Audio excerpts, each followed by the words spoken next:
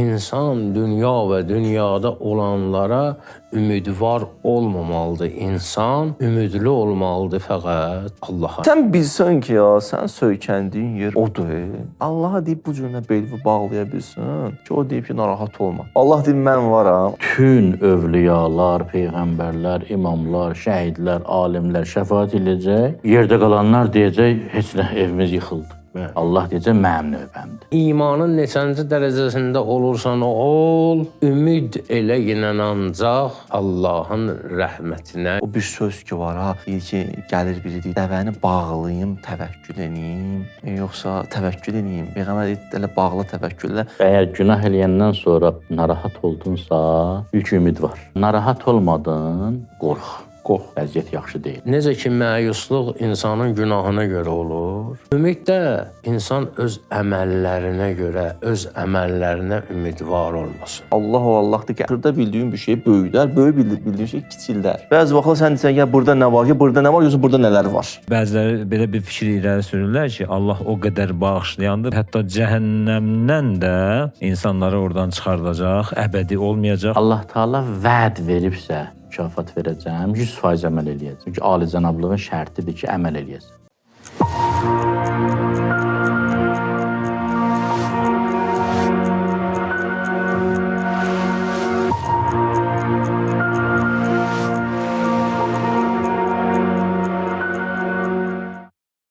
Bismillahirrahmanirrahim. Salam, hörmətli izləyicilər, Doğru Yanaşma efirdədir. Bu gün də ötən həftə olan mövzumuzun davamı olacaq. Ümid barəsində, ümidsizlik barəsində yenə də müzakirələr olacaq. Dəyərli ustadlar buradadır yenə. Din xadimlərimiz, əziz ustadlarımız, Axund Azər Sani, Hacı Mir Cəfər Əyyubov, Hacı Ramid Bədəlov. Hər üçünüzü xoş gördük, salamlayıram. Sağ olun. Allah köməyiniz olsun. Bugün inşallah yenə də ümid haqqında söhbətiniz olacaq. Ümid insana nə verir? Ümidin nə qədər faydaları var? Bax, bugün elə bu suala aydınlıq gətirək. İlk növbədə Axund Azər Sani sizinlə başlayaq. Buyurun. Bismillahirrahmanirrahim. Təşəkkür edirəm. Sağ olun. İnşallah əvvəlini mən başlayayım, sonra ustadlar daha təkmilləşdirərlər mənim naqis fikirlərimi. Ümumiyyətlə, ümid termin olaraq rica gedir də. Razılaşırsınız ağa.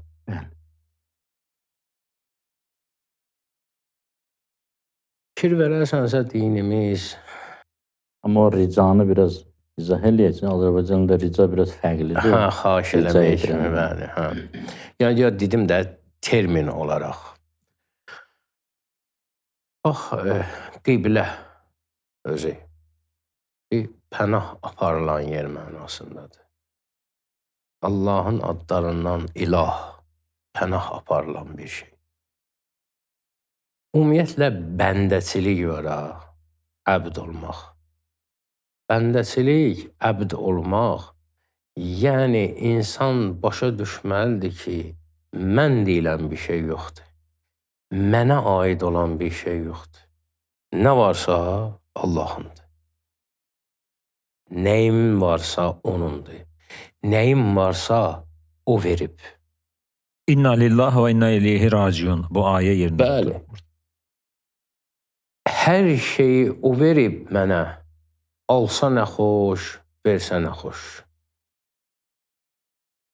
O mənim yiyəmdir. O məni yaradandır. Mənə tərbiyyət verəndir.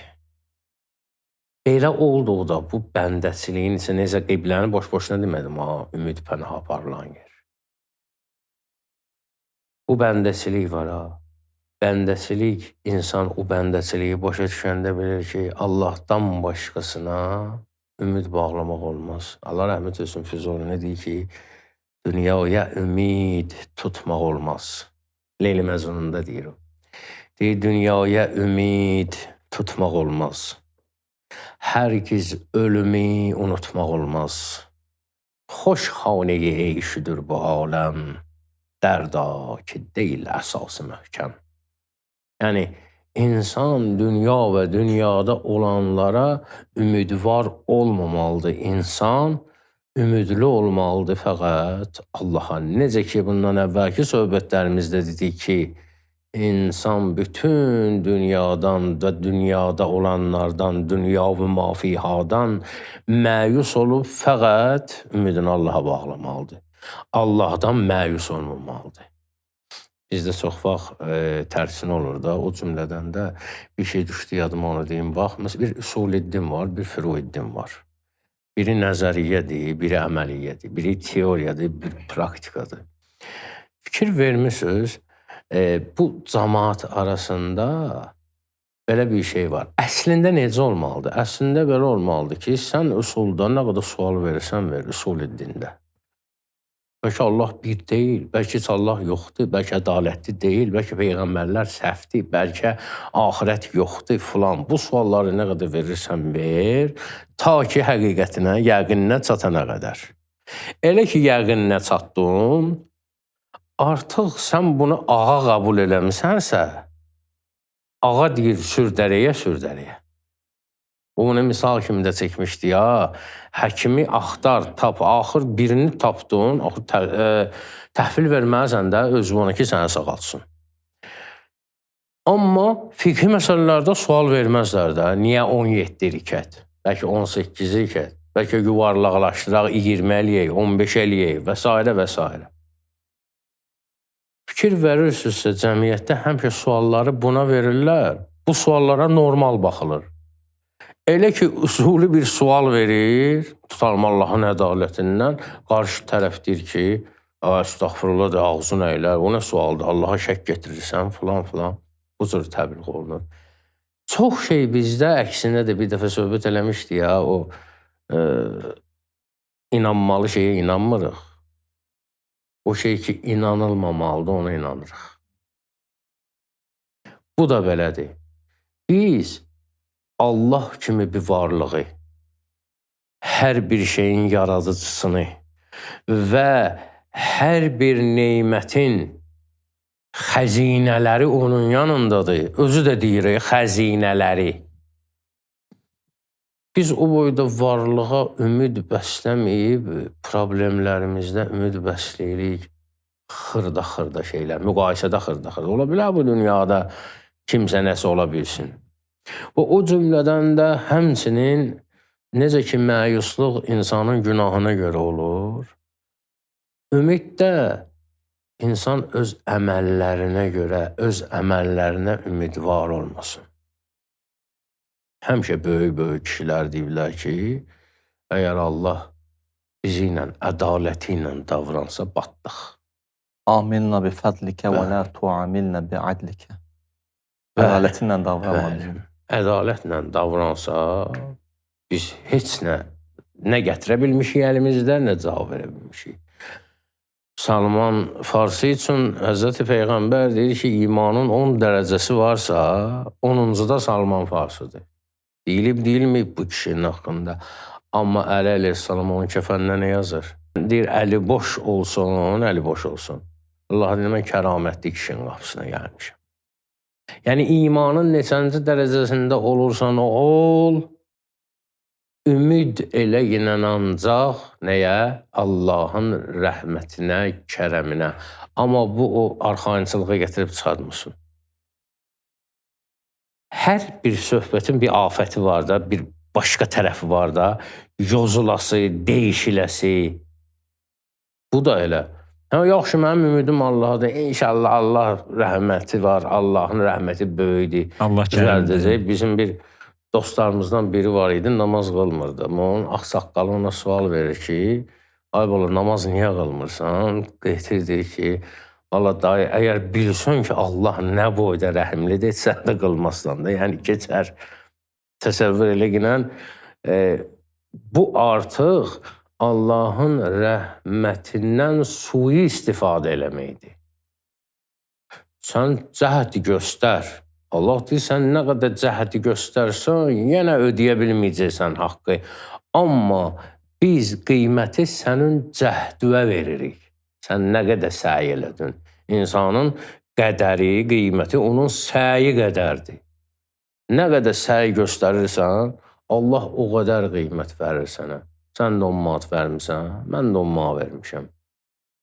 Amma mən 1000 manatdan 10 manat vermişəm, sənə cəmi 10 manatın var idi. Söhbət səy göstərməkdən gedir. İnsan səy göstərməlidir ki, ona sonda Allahın rəhmətinə ümidvar olsun. Eynən təvəkkül kimi, o təvəkkül məsələlərində əlbəttə, işi sən düzgün qur ilə, səbəbi düzgün yerinə yetir ilə, ondan sonra Allaha təhvil ver ilə ki, sənə təvəkkül edirəm, nəticəni verən sənsən.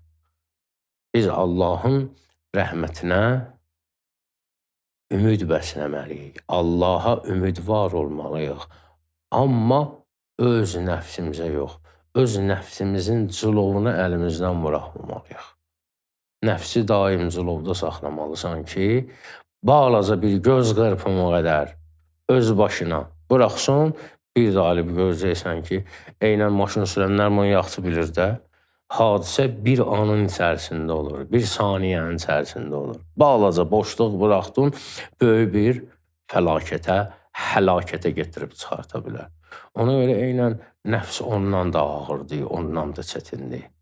Onu gerək boş buraxmayasan qabaqcadan, bütün tədbirləri görəsən, bütün işlərində də işi düz görəndən sonra işi təvəkkül eləyəsən Allaha və Allaha ümidvar olasan. Mən, yəni, bu qədər üzr istəyirəm. Axundun sözlərindən ilhamlanaraq, Seyid Dağdan icazə olaraq, hədislərimizə, dini mətnlərimizdə yalancı rəca gəlib. Axund yaxşı nöqtəyə toxundu. İyyəkə və rəcəəl kəzib. Deyir, müğayət ol, yalancı ümiddən. Sonunda yalancı ümidin sonu xofu sadiqdir. Həqiqi bədbəxtlikdir. Yəni, bu 2 hissəyə, 2-ci, 4-dürsə, bu da belə. Bu bir məsələ. İkinci, Quran-ı Kərimdə, dini mətnlərimizdə biz ümid mövzusunu araşdıranda aktiv insanların xüsusiyyəti kimi ümidi görürük. Məsələn, Allah Teala bu innellezine amenu və haceru və cahadu fi sabilillah ulaike yercun rahmetallah. Bir mən bəndəm imanlı olsa, hicrət eləsə, çalışsa, cihad, səy, o, bu və s. Belə olduğu təqdirdə Allahın rəhmətinə ümidi var. Yəni Allah Teala deyən demək istəyir ki, yoxsa oturasan da ümidim Allah, bu deyil. Və yaxud məsələn, fəmən kənə yarcu liqa'a rabbihi fəliyəməl əmələn salihən və lə yüşrik bi ibadə rabbihi əhədə. Hətta liqaullah mövzusunu Allah Teala açanda insan niyə dünyaya gəlmiyyətdir?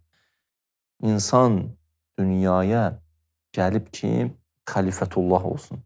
Böyük ariflərdən birinin yazısını çıxdı qabağıma, çox maraqlıdır ki, insan dünyaya gəlib xəlifətullah olsun. Xəlifətullah irfanı məqamda da, yəni Allahın yerində canişini olsun. Çünki deyir, onun da yolu nədən keçir? Deyir, əlləmə Adəmə əl-əsma kullaha. Biz Adəmə deyir, adları öyrətdik. Deyir, onun yolu Əsmaullahdan, Əsmal Hüsnadan keçir, Allahın gözəl adlarından keçir. Və orada bir maraqlı bir söz deyirdi ki, bir Quranda bir dənə stat gətirirdi. Deyirdik, baxın, bu adları yalnız Adəmə öyrətməyib, deyir. Adları yalnız Adəmə öyrətməyib. Çünki Quranda bir ayə var. Allah Teala deyir, biz insanları yaratdıq. Sonra dedi, Adəmə səcdə ilə şeytan eləmədi. İnsanları yaratdıq, deyir. Savvarna kum, sizi yaratdıq. Sonra deyir, Adəmə deyirsə, görsən, burada söhbət Adəm misaldır. Söhbət Adəm, adamdır. Yaxşı, o insan ki, o adları da istəsə hətta özündə, belə deyək də, əks etdirsin, onun da yolu Allah Teala buyurur ki, fəmən yarcu liqa rabbihi fəliyəməl əmələn salihə. Salih əməlin yəsi olmalısan, bir də ki, ixlaslı olmalısan. Bir də qısa bunu deyim, kiriş olsun. Baxın, insanın bir feili var, bir halı var. Feil yəni etdiyi iş, bir də haləti. Halət görsən, bəzi vaxtlar sevinclə eləmirsən, bəzi vaxtlar eşqlə eləyirsən, bəzi vaxtlar belə narahatçılıqla eləyirsən. Feil də insan feilidir. Təvəkkül insan halətidir. Feili deyil. Yəni, sən feilivi icra ilə, amma təvəkkülün olsun. Bu bir. Bir də təvəkküldür, təvkil deyil. Təvəkkül götürmək, təfəuldir, götürməkdir. Təvkil yükləməkdir kimisə. Onun hədislərdə var, Allahın lənəti olsun o kəslərə ki, yükləyir başqasını. Nə mənada? Öz boyuna düşəni icra eləmir, başqasını salır əziyyətə. Ona görə təvəkkül anlayışında insan bir feili əxs edir, götürür və haləti də təvəkküldür. Bunun haqqında lazım olsa geniş danışmaq olar. Hələ məyusluqla, ümidlə bağlı bir mövzudur. Və təvəkkül eləyən insan pasiv insan deyil, aktiv insandır və səy göstərən insandır. Seyid ağa buyur. Bismillahirrahmanirrahim. Təşəkkür edirəm üstadlardan. Hacıların danışdığı ilahi ümid oldu da. Yəni daha doğrusu bu nöqtəyə işarə elədilər ki, boş-boş ümidvar olma, əməl-i salihlə ona dəstək verir. Mən istəyirəm bunu biraz dünyəviləşdirəm. Yəni keçək ümumiyyətlə ümidin insan həyatındakı roluna, yəni neyniyir ümid insana və ümidsizlik neyniyir? Əvvəla ümid olmasa yaşayış sona çatır. Yəni görsən bir insanın hər şeydən ümidi kəsiləndə artıq ölmək istəyir. Yəni, yaşlı insanlar, çox-çox yaşlanmış insanlara niyə məsələn mühüm vəzifə filan vermirlər? Ümid kəsilib də ondan, bugün sabahlıqdır da, onun enerjisi, fəaliyyət qabiliyyəti zəifdir. Ümid həyat eşqi yaradır adamda. Bu ümid məsələsində də ümid vermək bir məsələdir, həqiqi ümiddən söhbət gedir. Aşırı ümid vermək başqa bir məsələdir, problemdir, həddən artıq ifratçı ümid. Yəni, belə bil ki, aparır uçuruma deyir, qorxma, qorxma, asfalt yaxşıdır, get, qorxma, atır oradan yerə, məhv edir. Yalancı ümid vermək, o pis məsələdir, o çox pisdir. Ümidini kəsmək çox pisdir. O yalancı ümid dedim, bir əhvalat yadıma düşdü. Qısa məzmununu deyirəm, deyir, bir padişah çıxdı sarayından qış vaxtı. Gəldi keşikçilərin yanına, gördü ki, biri nazik paltarda, nazik geyimdə keşik çəkir. Dedi, bu şaxtada sən donmursan burada. Dedi, yox, şah sağ olsun, belə hərəkət eləyirəm, elə bilirəm ki, bu qədər geyimim var, buna uyğun rəftar eləyirəm. Dedi, yox, oradan külək vurar, çoğun vurar, qar keçər, buz keçər, sən narahat olarsan. Mən sənə bir dənə geyim verərəm. Dedi, çıxdı, getdi. Səhər gəldi, güldür, o keşikçi donub ölüb. Orada yazıb, ölməmişdən qabaq. Mən hər gün bu geyimlə burada keşik çəkirdim, problem də yox idi. Sən mənə yalancı bir ümid verdin. O ümidin dayıca düşdüm, dondum, getdim. Bəzən insanlara bu günə qoyuruq. Bir nəfər tutarım, bir iş görmək istəyir. Gəlib sən deyir ki, mənə investisiya verə bilərsən, deyir, hə, verərəm. Nəyəsə görə deyir də. Bəzi insanlar var, yalancı ümid verməyə özləri üçün şərəf bilirlər. Mən yəni qovmadım. Qovmadım deyil, yalancı ümid şərəf deyil, yalancı ümid məhv eləməkdir. Bir də var ümid kəsmək. Mən Quran-ı Kərimdə Nisa surəsində 2 dənə ayə var.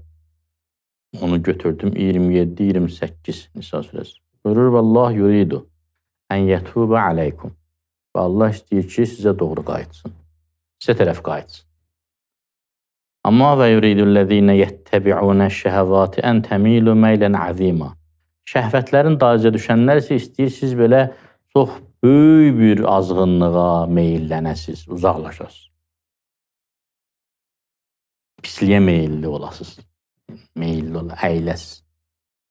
Bu aydındır da, yəni Allah belə istəyir, şəhvətin dayıca düşənlər belə istəyir. Demir kafirlər. Kafir mümin fərqi qoymur. Şəhvət dayıca düşənlər kimdirsə. 28-də buyurur, yuridullah yuxaffifə ankum. Allah istəyir sizə sizin vəziyyətinizi yüngülləşdirsin, yükünüzü yüngülləşdirsin. Və xuliqəl insanu zəifə. Və insan zəif yaradılır. Biraz elə bil ki, rabitə kəsilir burada. Ki, Allah istəyir ki, sizə tövbə eləsin. Şəhvətpərəstlər istəyir, azasız. Allah istəyir, yükünüzü yüngülləşdirsin və insan zəif yaradılır. Mütləq bunların bir-birinə əlaqəsi var və çox gözəl bir izah verilir buna. Deyilir ki, bu 2-ci ayə ki var, 28-ci ayə. Bunun mənası 1-ci ayədən başa düşülür. Söhbət mövzu günah-savab mövzusudur. Əməli salih ya fisk mövzusudur. Buyurur, Allah bilir ki, siz bu yalancı ümidlərin arxasında getsəz, depresiyaya düşəcəksiniz. başlayacaqsınız dərman qəbul eləməyə, tənhalığa, intihara, boşluğa, stresə. Bilir ki, bu nöqteyi nəzərdən zəif yaradılmısınız. Sizin o hünəriniz yoxdur, yalançı ümiddən sonra normal qalasınız. Siz zəifsiniz orada. Mən ki, sizə deyirəm, günah eləməyin, siz cəhənnəmin qarşısında zəifsiniz. Günahın aqibətləri qarşısında zəifsiniz. Əzablar qarşısında siz niyə öz gücünüzü hesablamayıb gedirsiniz? Niyə ayağınızı yorğanınıza görə uzatmırsınız? Yəni, zəifliyin buradandır. Çox gözəl izahdır. Mənim xoşum gəldi bu izahdan. İnsan zəif yaradılıb. Adətən biz belə düşünürük ki, şuur altımızda bir yerdə var ki, ilahi niyə mən zəif yaratmışsan, sonra danlayırsan. Onu demirəm, zəif yaratmışam. Bunu deyirəm ki, bura getmə, sən ne deyil. Sən zəifsən. Sənin o immunitetin yoxdur günahın axırına dözəsən. Sənin o immunitetin yoxdur bu yalancı arzuların dalıca gedəsən, ömür qurtarsın, bir də görəsən ki, əldə etsinə yoxdur. Sən demə düz deyirmişlər, hada ma va'adər rəhman sədəqəl mursalun, amma gecdir. Onda da bir təkəbbür gəlir insana, demək istəmir ki, mən uduzmuşam. Başlayır yalancı axsaqqallıq yaratmaq özündə. Ki, indi də o nöqteyi nəzərdən başlayır özünü belə. Başqasının üstünə yıxır, hamısı kəsələdi, hamısı onundur. Bunun bir mənası da təkasür var. Mənim dədələrim bilirsən kimlər idi? Mən filan kəsin nəslindən. Hər şey qurtarır. İndi meydana çıxıb nəsə eləyə bilmir. Başlayır dədə babasından danışmağa.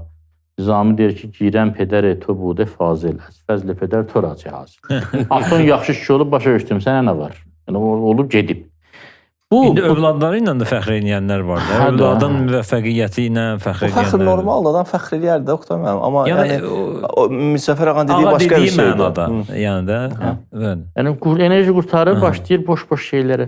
Bu xuliqəl insanı dəifa psixoloji bir ayədir. Yəni sən zəif yaradılmısan, belə yox ki, sən zəifsən. Çox güclüsən. Zəiflədmirsən özünü. Sən bir kainatın mahəsəlisən. Bir kainatın kiçik formatısan. Amma səndə kainatın enerjisi var. Bütün kainatın. Bunu elə-belə demirəm. Yəni, Əli əleyhissalamın da bir beytində var bu. Ətəzə'amə ənnəkə cirmun səğir və fi kəntəvəl aləmül əkbəri. Sən də elə bilirsən, balazı cisimsən, sən də böyük aləm yatıb. Və böyük filosoflarımız da deyir ki, insan bütün kainatın mikro varlığı, mikro misalıdır elə bir ki, belə deyil də, kiçik variantıdır. Amma kainatın enerjisi var bunda. Bu bir həm fiziki, biyoloji baxımdan belədir. Araşdıranlar insan orqanizmini təhlil edənlər deyirlər ki, kosmik aləmdə hansı proseslər gedirsə, insanın vücudunda onlar gedir. Həmin o molekullar, atomlar, hüceyrələr, hamısı həmin sistem gedir. Bir də bunun mənəvi baxımdan ki, səndə bu enerji var. Ağa, Allah şeytan haqqında da bu boyda əlində şeytanın imkanlar var. Onun üçün də deyir, zəifdir şeytan. O, insanın iradəsi qarşısında deyil. Bir də var ki, burada mən çox təkid eləmək istəyirəm bunun üzərində, insan ayağını yorğanına görə uzatmalıdır. Axı, sən bilirsən ki, o şaxtaya dözə bilməzsən, niyə geyinmirsən? Sən bilirsən ki, bu çempionata getsən, uduzsan, bu imtihana getsən, xal toplamasan, bal toplamasan, sınacaqsan, niyə gedirsən? Adam gərək özünü vəziyyətə uyğun elə bil ki, istiqamətləndirsin. Bu ayə onu işarə eləyir. Deyir, Allah Teala durur ki, mən sizin yüngül tuturam. Çünki bilirəm, ağıra dözən deyilsiniz. Sizin o immunitetiniz yoxdur, ağıra dözəsiniz. Odur ki, mənə qulaq asın. Mən deyənə qulaq asın. Bir bu mənaya toxunmaq, buyurun. Biraz sadə dildə necə izah edə bilərik bunu? Ola bilər ki, məsələ qaranlıq qalsın da. Bəzən Hacı Gözəl qeyd etdi, xəlifə məsələsi də, inni cailin fil ardı xəlifə. Allah bəzən insanı öz xəlifəsi kimi görmək istəyir və yaxud da bu məqsədlə yaradıb. Bəzən də deyir ki, xuliqəl insanı zəifa, doğru mu? Yəni, insan zəif yaradılıb. Bax, burada təzad varmı? İlk baxışdan təzad gəldi. İnsan zəif varlıqdır, bu yandan da insan böyük bir varlıqdır, xəlifədir falan. Biləm, buna mümkünsə qısa bir izah gətirərdiniz. Elə Seyid mən bilən onu istəyir toxunsun. Amma biraz elmi dillə, dolayısıyla biraz sadə şəkildə. Mənim kimi avam insanlara biraz sadə şəkildə. Bilim mən deyim sadə şəkildə. Məktəb oxumusan, dərs almışsan, öz savadını özün bilirsən. Bilirsən ki, biraz aşağı yerə versən, balıq qazıysan. Gedirsən, lap kəlləsi axtan yapışırsan. Budur məsələ. Sən öz yorğanına görə ayağı uzatmalısan. Hı -hı. Və Allahın bütün haram dedikləri, qadağan etdikləri elə şeylərdir ki, insan onun nəticəsinə davam gətirməyəcək. Bunlar bir dəfəlik haramlardır. Hı -hı. Necə ki, Əli əleyhissalam deyir ki, mən yetimin malını od görürəm ki, Nisa surəsindəki deyir 10-cu ayədə ki, ya kim yetimin malını yeyir, hələ bil od yeyir. Mən onun mal kimi görürəm. Əli əleyhissalam birbaşa nəticəni görür, Bəli. odu görür. Allah da insanı yaradıb, bütün kainatı yaradıb, hər şeyin içərisini bilir. Bilir ki, sən bu yolla getsən, yanacaqsan və bu yanğıya da sən dözə bilməyəcəksən. Sonra başlayır kateqoriyalar. Məsələn, o cümlədən də yalançı ümid. Adam var, düşür depressiyaya, başlayır üsyan eləməyə Allaha. Deyir ki, Allah niyə belə elədi? Bir dəqiqə deyən, qaydaq əvvələ, sən niyə belə elədin, gəldin, çıxdın bu vəziyyətə? Yəni Allah Teala deyir ki, nəyə gücün çatır, ondan yapış yenə. Buyur, başla. Elə həmin onun başqa misalı görsən, cəngavərdir, qladiatordur. Fit bədəni var, enerjisi, gücü, gözü qorxaqdır. İndi biz ona deyə bilərik, sənin gücün yoxdur. Güc var, enerji var.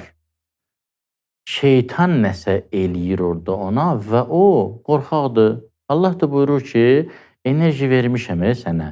Amma sən özüvü o enerjinin qapısını bağlayırsan nə ilə? Özüvü şeytana qul eləməklə. Axı, mən sənə deyirəm, bu yolu getmə. Şeytan bir günahda dayandırmayacaq prosesi. Hər bir günahdan sonra insan etdiyi hər bir günahdan sonra şeytan ona daha mühüm vəzifə vermək istəyir.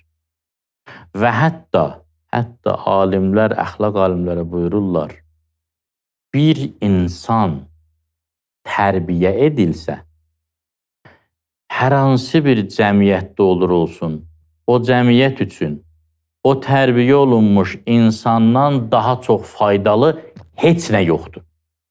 Heç nə. Əksinə, bir insan tərbiyəsiz olsa, o cəmiyyət üçün heç bir nüvə silahı o qədər zərərli deyil. Hətta, alimlər bunu da qeyd edirlər, hətta şeytanda. Ziyan verən insan şeytandan daha çox təhlükəlidir. Mənfi insan şeytandan daha çox təhlükəlidir, iblisdən daha çox təhlükəlidir.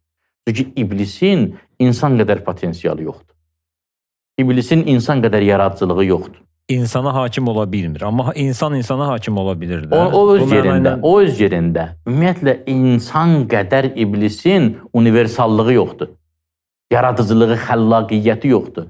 İnsan yaxşılıq eləyəndə olur Əli ibn Əbi Talib, heç bir mələk onun kimi islahatçı ola bilmir, faydalı ola bilmir. Pis olanda olur Muaviyə ki, da şeytanı göndərir istirahət edə. Deyirsən, dayan, mən özüm bilirəm hər şeyi. Heç olmasa şeytanın müharibəsi Allahla deyil, insanlandır. Amma insan azanda elə birbaşa Allahla müharibə eləyir. Ona görə o insan özü də, yəni belə deyək də, insanı ümidsizləşdirən amilləri indi sayarıq bir ikisini vaxt olsa, ən mühümlərindən biri budur. İnsan özünü ümidsizləşdirir. Birisi nəyə bənzəyir? Adama deyirlər ki, 100-cü mərtəbədən özünü atma. Deyir, atacam, 50-ci mərtəbədə dayanaram. Ona deyirsən ki, dayana bilməyəcəksin. Deyir, mən dayanacam. Deyirsən, səndən qabaq, səndən güclülər dayana bilmədilər. Deyir, mən dayanacam. Atır, 50-ci mərtəbədə peşman olur. Dayana biləcək? Yox. Əsla. O vəziyyətə kim gətirdi onu? Özü. Vaxtında düzgün hərəkət eləsəydi, indi gəlib ora çıxmazdı.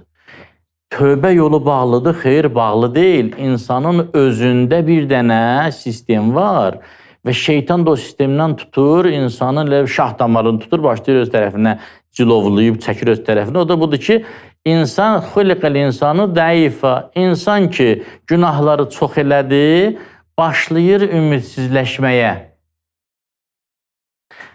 Bunun bir sadə mənasını deyim, belə mexanizm necədir, indi öz başa düşdüyümüz. Baxın, Allah Taaladır, bizik şeytandır. Biz dünyamızı, həyatımızı şeytanət üzərində quranda,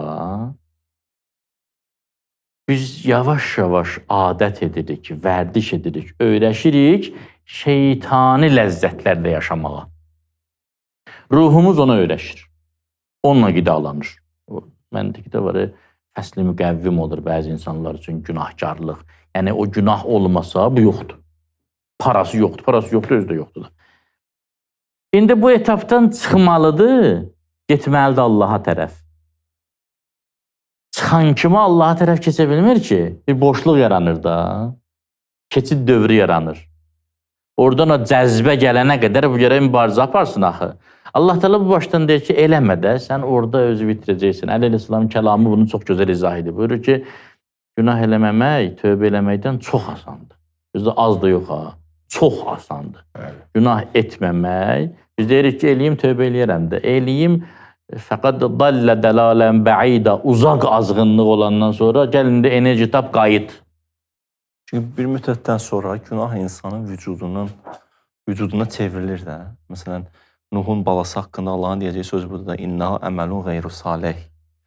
O deyir, qeyri-salih əməldir. Yəni, qeyri-salih əməlin təcəssümüdür. Yəni, onu o günə qoyan o əməlləri oldu. Günahın atasını da axtarmayın. Nuhu tez səhv çıxartmayın da. Şəxsiyyətinə çevrildi. Günah onun şəxsiyyətinə çevrildi, bəli. Ta o vaxta qədər ki, hətta Allah dedi ki, o sən Əhl-i Beytündən deyil. Bəli, hətta Qurana bir dənə ayə deyə bilərəm sizə, yadıma indi düşdü. Lə yuğayyirənnə xəlqəllah. Quranda Allah Teala buyurur şeytan haqqında ki, şeytan gəlir insanı təxyir eləyir. Varlığın dəyişir. Dəyişir də, yəni. Bir insan ki, yaranmışdı, həbbəbə ideykum mə'lə imanə, yaxşı işlərə məhəbbəti var idi. İndi bu o qədər çevrilib ki, pis işə məhəbbəti var. Hüseyin ola bilərdi, oldu Yezid. Pisliyin özünə çevrilib. Pisliyin özünə çevrilir və pis işi təqdir edir və pis işə məhəbbət var. O yadıma, deyəsən, Əbdülməlik ibn Mərvan idi, o xəlifələrdən biri. Gəldi, dedi bir nəfərə, o da abid ibadət edənlərdən biri. Dedi, mən halımı sənə deyim, bir dənə sən diaqnoz qoy, dedi, nədir? Dedi, mən yaxşı əmələ nifrət edirəm, pisi sevə-sevə edirəm. Dedi, cavabı istəyirsən, dedi, net cavab, dedi, qəlbin ölüb. Ölmüsən də sən özün, bu qəlbdir axı, bu nə haldır, bu nə durumdur ki, sən gəlmirsən bu. Yəni, insanı günah bəzi vaxtlar gətirir, o hatta o İmam Baqir Əsəlamın o kəlamının izahıdır. Bir də İmam buyurur, bu, əgər günah eləyəndən sonra narahat oldunsa, ilk ümid var. İmanın da ən aşağı nişanəsidir. Amma narahat olmadın, qorx. Vəziyyət yaxşı deyil. Yəni, sən pis iş görürsən, və narahat deyilsən. Və özünə haqq da verirsən. Çünki belə də olmalıdır da. İndi o ümidsizlik səbəblərindən biri buydu. Bir ikisini də deyim icazənizlə. Mən də bu tərəfin onu da deyərəm ki, ümid insanına verir. Siz olan deyin. Məğlubiyyət. Bir məğlubiyyət baş verən kimi şeytan başlayır nəfslə həmkarlıq edərək insanda bunu, bu söz-söhbəti qaynatmağa ki, vəssalam, sən kitabın bağlandı. Elə buydu, qurtardı da, heç nə yoxdur. Heç bir yaşayış formatı qalmadı sənin üçün, sən məhvə məhkumsan filan. Məğlubiyyətdə insanın dini təlimatların insan həyatında rolu budur ha. Məğlubiyyət zamanı Allaha təvəkkül dedici, Allaha təvəkkül, belə halda Allaha təvəkkül eləmək nə var ha? Oturmuşuq burada Allaha təvəkkül edirik. Bu sadədir. Məğlubiyyət zamanı adam gərək Allaha təvəkkülünü çoxaltsın. Mən bizi nəyə irad tutmaq istədim Hüseyin? Bəzi insanların fikri budur ki, təvəkkül budur ki, 50-yə qədər sən elə, 50-dən sonra Allah eləsin. Bu şirk oldu. 1-dən 100-ə qədər təvəkkül eləməlisən. Hər şeydən. Hər şey təvəkkül eləməlisən. O əməllə bunu qarışdırırlar. İstəyirəm, qarışdırırlar. Təvəkkül. Əməl sən eləməlisən 50-yə qədər, bacarığa qədər. Ondan sonra bacarmasan Allah eləyəcək. Amma nəticəni həmişə Allahdan gözləmək. Nəticə, yəni istəyirəm deyim ki, bəzi insanların ümumiyyətlə təvəkküllə bağlı baxışı yanlışdır. Deyir ki, bəzi işləri bölüb. Bəzi işlərə özüm eləyəcəm, sənə ehtiyac yoxdur. Özüm eləyəm, təvəkkülə ehtiyacım yoxdur. Bu bir. Yanlışdır. 2. Hədisində bir dənə yadıma hədis deyir ki, Allahu Allahdır ki, əzzəmə səğirən və səğqara əzimən. Xırda bildiyin bir şey böyüdər, böyük bildiyin şey kiçildər. Bəzi vaxtlar sən deyirsən, ya burada nə var, ya burada nə var, yoxsa burada nələr var. Orada sən işlərimi bölə bilmərsən ki, bura qədəri mən Allah eləyirəm, hələ sən mənə lazım deyilsən, düşəndə çətinliyə gələcəm qapıva. Mənim əvvəldən axıra qədər tohid dünya görüşü budur ki, əvvəldən ta axır mənim sənə ehtiyacım var. Fəlsəfədə bir mövzu var, bəqaən və hudusən və bəqaən.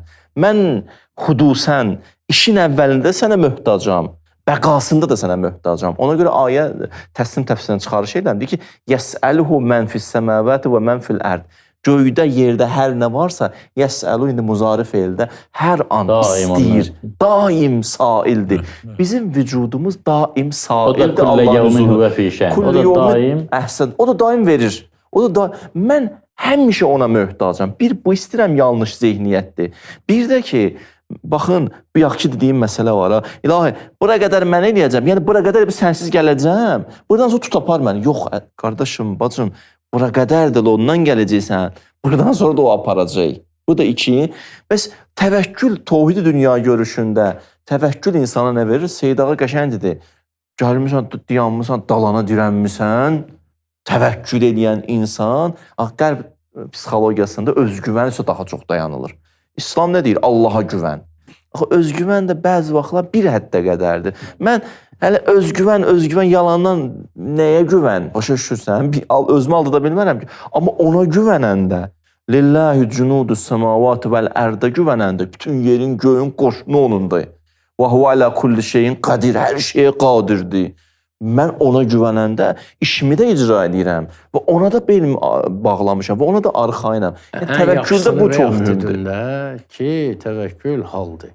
Hə, haldır. İnsanın halıdır təvəkkül. Onu hərəkət bilməklə. İnsanın halın budur ki, sən işi görəcəksən, təvəkkül Allah. Bu sənin halındır. Hər halda deyir ki, bəli. Şeydən yadıma düşür, təslimdən çıxarış edirəm. İndi yadıma düşdü söz.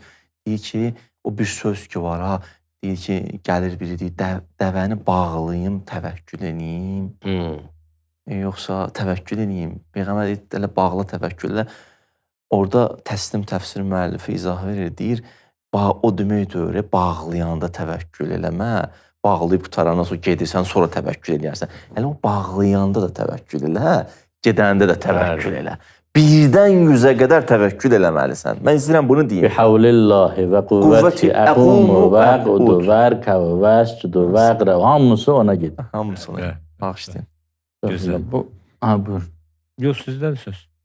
Siz davam edirdiniz, nəsə deyirsiniz. Biri o məğlubiyyət vaxtı, o böyük... Yəni, Seyyid məğlubiyyət deyirsiniz, şey gətirir, məyusluq gətirir. Bunu düz başlayın. Bəli, səbəblə. İslam filosoflarından biri var, Təbriz alimlərindən, Allah rəhmət etsin, Allamə Məhəmməd Təqi Cəfəri.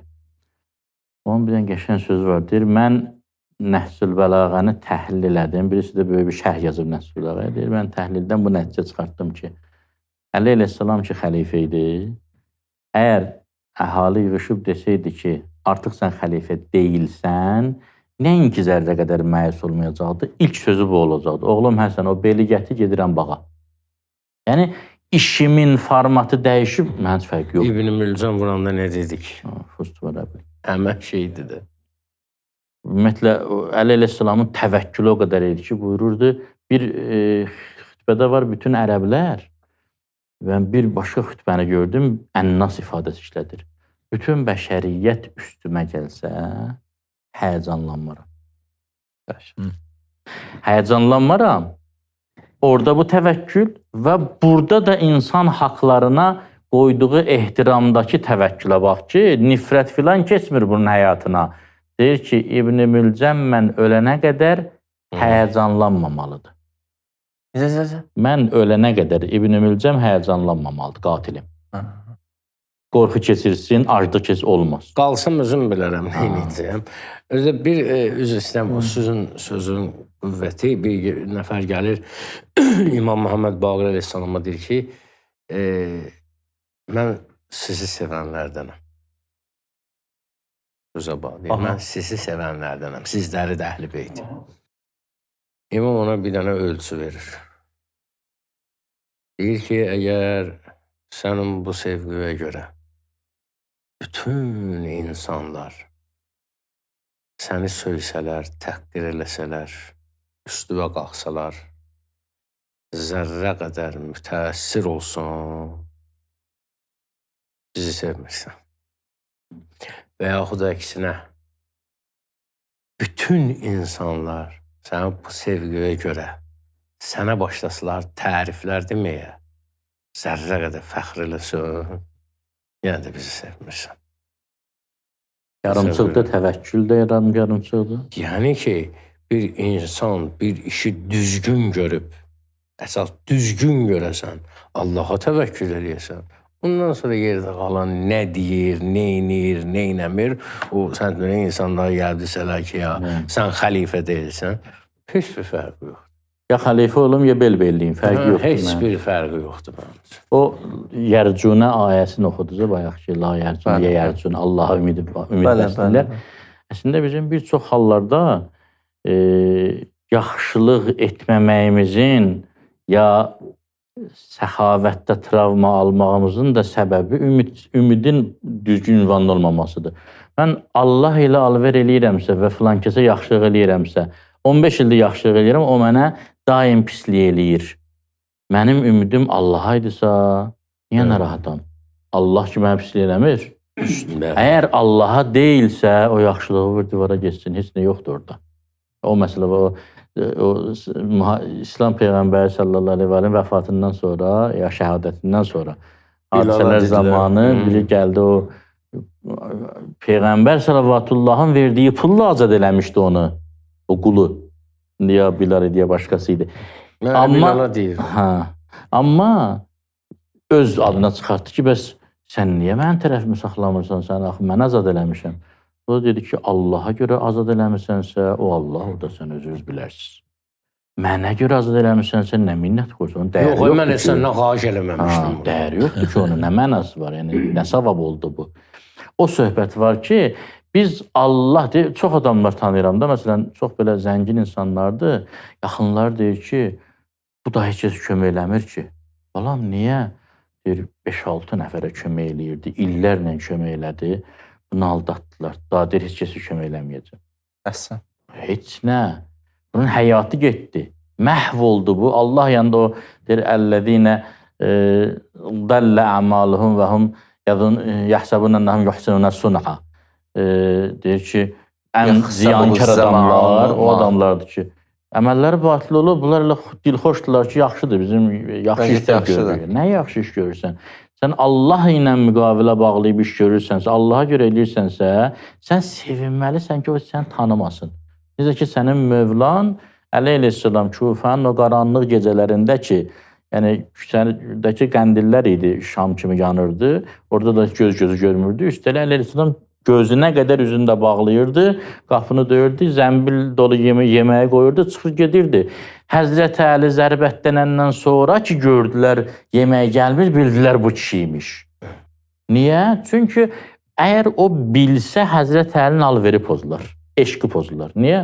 Ben o ilə iş görürəm, bu kimdir ortalıqda gəzir? Böyle bir incəlik var ki, ixlasla görülən iş nə qədər gizlətsin, sonra xəbəri daha çox yayılır, yaxşı mənada. Nə qədər gizlin olsa, sonra hamısı deyir. Allah özü faş eləyir də. Bir də ki, belə deyək də, Allahın vədəsidir ki, yaxşı işin cavabını verəcəm. %100. Bu etiqadımız olsa, hamımızın da düz deyil. Bu sözə ümidimiz olsa. Bu sözə ümidimiz olsa, iman gətirsək, özdə qurban olduğum bizə vəd verib də, deyib sən tamamilə arxain ol, mən təşəkkür eləyəcəm. O yan bu yan yoxdur. Sən də işfi görkünə. Və sibğatallah və mən əhsənu minəllahi sibğə. İlahi rəngi qat, böyle evi zaman. Və mən indəkum yənfəd və mən ində Allahi baq. Allah da verən nə olar? Bağı bir şey olur. Sən də yaxşı bir şey verərsən. Mən bir hədislə bir ümidi çoxaldım özümüzdə də. Əli olar. Ki, təfsir-i nümunədə o şəfaat bölümündə gəlib, buyurur ki, qiyamət günü bütün övliyalar, peyğəmbərlər, imamlar, şəhidlər, alimlər şəfaət edəcək. Yerdə qalanlar deyəcək, heç nə, evimiz yıxıldı. Və o zaman və axiru mən yəşfə' ərhamur rahimin. Allah deyəcək, mənim növbəmdir. İndi mən başlayıram hamını istəyəyə. Yəni, hamının mərhəmətindən, rəhmətindən daha çox rəhməti var ki, o başlayacaq şəfaət Hətta verməyə. şeytan burada Tamaha düşəcək. Tamaha düşəcək, deyəcəm, mən də düşəcəyim amin istə. Qanadından, quyruğundan mən də çatdım. Amin istə düşəcək. Ürəyində Bəziləri qalacaqsam. bəli, bəziləri biraz irəli gediblər sanki və bu ümid məsələsində də, bu məsələ ilə də düşünürəm ki, bitirərik də proqramı. Bəziləri belə bir fikir irəli sürürlər ki, Allah o qədər bağışlayandı, bayaq siz də bir misal çəkdiniz, o qədər bağışlayandı, hətta cəhənnəmdən də insanları oradan çıxardacaq, əbədi olmayacaq. Xuld məsələsini inkar edirlər də. Yəni ki, əbədi cəhənnəm yoxdur. Allah o qədər ərhəmər rahim. Bu ümidlə Mən sizə bir söz deyim, Möhtəməl, buyurun. sözü kəsirəm. Fərz eləyək ki, əbədi cəhənnəm heç yoxdur. Ki, var. Əimmətül küfrə, küfr liderlərinə aiddir o. Təbii. Ola bilər, indi sıravi kafirlərə aid olmaz. Amma bir dənə söz deyim. O cəhənnəm ki, yəni belə deyək də, dünyanın ən iradəli insanları, ən böyük siyasətçilər deyil, ən böyük alimlər deyil, ən böyük idmançılar deyil, ən böyük iradəli insanları övliyalardır. Çünki bunlar özlərinə qalib gəliblər, ən çətin düşmənə. və şeytana həmçinin. Həmin övliyalar gecələr səhərə qədər gecə namazında zar-zar ağlayırlar ki, ilahi məni cəhənnəmə atma. Əgər cəhənnəmin bir saniyəsinə dözmək asan olsaydı, ya dözüləsi olsaydı, onlar arxayın olardılar da. İndi mən 100 il cəhənnəmdə yanıb sonra cənnət edəcəm. O 100 ili neyniyək? O 100 ildə kim əlin qaldırıb dözə bilər? Dünyanın yüngül problemlərinə dözə bilmir. Gedir ateist olur. Gedim deyir orada cəhənnəmə dözəcəyəm. Bu asan məsələ deyil. Və heç bunu ağıldır. Əqli cəhətdən də bu mümkün deyil də qəbul edəsən ki, bir insan bu dünyada xittəyə qədər günah içində ola, zülm edə, onun bunu əziyyətə sala, malını qəsb edə və s. və ilaxı cinayətlər törədə və sonra əlini sallaya-sallaya çıxa gedə cənnətə. İndi bir nəyə ümid bəsləyirlər?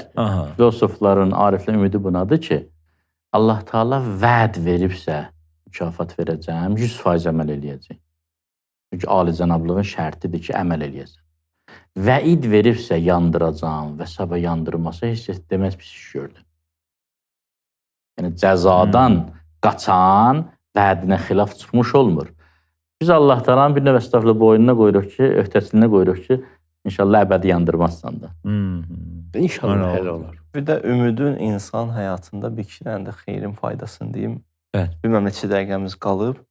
Var hələ biraz. Ümidin insan həyatında təsirləri var. Sehtidə söhbəti gətirək, praktikaya, dünyamıza gətirək. Çünki insan faydasını görəndə daha çox ümidli olur da. Ümidin insan həyatında həyatın təsirlərindən biri budur ki, insan təlaş edir, çalışır. Coşqu yaradır insanda. Durursan, hərəkət edirsən, qalxırsan, iş görürsən. Yəni, deyir, Yaqub gözünü itirdi, amma ümidini itirmədi. Yaqub orada da belə nə deyir? Deyir, yox, adı nədir? 30 ildir özüdür. Göz ağlayır, sızıldayır. Çox maraqlıdır. Mən həmişə o Yaqubun hekayəsini orada çox mövzular eşqin üstə dayanır. Məsələn, ara baxırsan. Tək Yaqub əleyhissalam yox ki, müsbət anlamda Yaqub əleyhissalamın eşqi nəticə verdi. Orada da Züleyxanın eşqi nəticə verdi. 30 il, 35 il əlindən gələni elədi.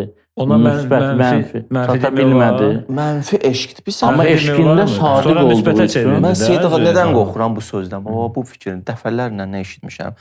Çox-çox üzr istəyirəm izləyicilərimizə. Bəziləri var, həyat yoldaşı ola-ola başqasını istəyir və onu ilə ünsiyyət qurur və bu mövzunu stat gətirir ki, görürsən Züleyxa da getdi qovuşdu. Məal fariqdir onlar. Yəni bu mövzu, mən də çıxış elədim bir dəfə. Əgər elə olsa, onda gələk ki, bunun heç əlaqəsi yoxdur. Əgər elə olsa, onda gələk deyək ki, elə yaxşı olub Yusuf əleyhissalam atıblar quyuya, yox, padşah olmaz diyor. Onun aidiyyatı yoxdur ona. İstəyirəm, o yenə də qəşəng mövzuda, eşqdən danışılır. Hər halda oradan çıxım, qayıdım, bir xeyri insan təlaş edir və çalışır və həyatında addım atmağa başlayır da, yorulmur, hərəkət edir. Bu bir. İkinci budur ki, istiqaməti olur. ümidli insan dünya da üstünə gəlsə möhkəmdir. Çünki elə bir mənbəyə bağlanıb ki, o mənbəni heç kəs neyə bilməz. O ümid heç vaxt bitmir, heç kəs bitirə bilməz. Heç kəs onun qabağına dayana bilməyəcək. Əllamənin yaxşı sözü var idi, Əziz adının təfsirində, Allahın Əziz adının təfsirində. Deyir ki, bir söz nə deməkdir? Deyir, o nəinki Nüfuz edilməz. nüfuz edilmə. Deyir, elə bir misal çəkir, misal gətirir bir alim. Deyir ki, elə bir nəfər güclü bir insandır, 3-4 dənə uşaq, 5 yaşında, 4 yaşında uşaq cumhur onun üstünə.